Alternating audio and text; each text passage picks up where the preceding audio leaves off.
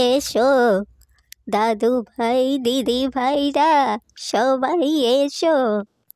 সারাক্ষণ শুধু ফোন ঘাঁটলে হবে, মাঝে মাঝে তো নীতিমালার গল্প শুনতেও হবে নাকি? এসব গল্প শুনলে তোমরা একসময় এক ভালো মানুষ হতে পারবে, বুঝলে? আজকের গল্পটা তবে শোনো। আমার আজকের গল্পটির নাম হলো একমুখী পদচিহ্ন।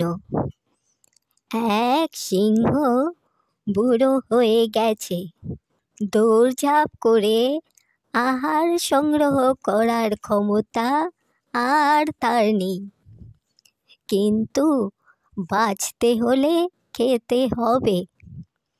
সে তাই বুদ্ধি খাটিয়ে আহার সংগ্রহের একটা ফন্দি বের করলো। সে এক গুহায় ঢুকে নির্বিকারের মতো পড়ে রইল। তাকে দেখে সবারই মনে হবে দারুণ অসুখ করেছে তার।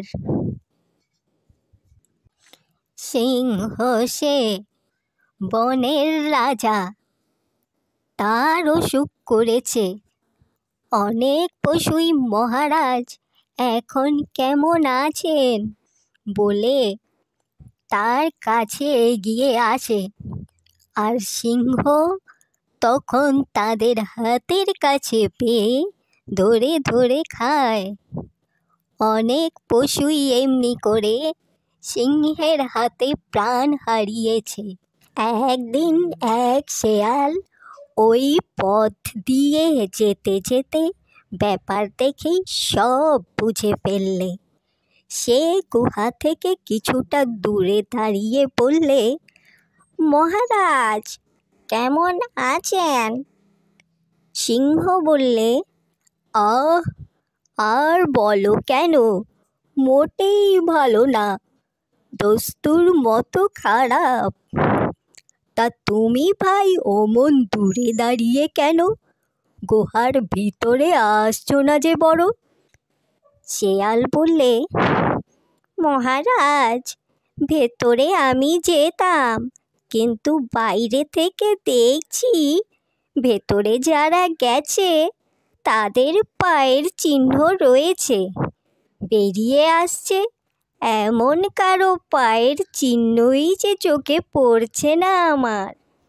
এবার তোমরা বলো দেখি আমায়, এ গল্প থেকে তোমরা কি শিক্ষা পেলে? আমি বলবো, শোনো। কিসে বিপদ আছে বুদ্ধিমান লোক আগে থেকেই তার আজ পেয়ে সাবধান হয়, বুঝলে? নীতিমালার গল্প থেকে প্রত্যেক সময় কিছু না কিছু শেখা যায়। তোমরা যদি আমার গল্প শুনতে ভালোবাসো তবে আমি আবার আসব তোমাদের গল্প শোনাতে।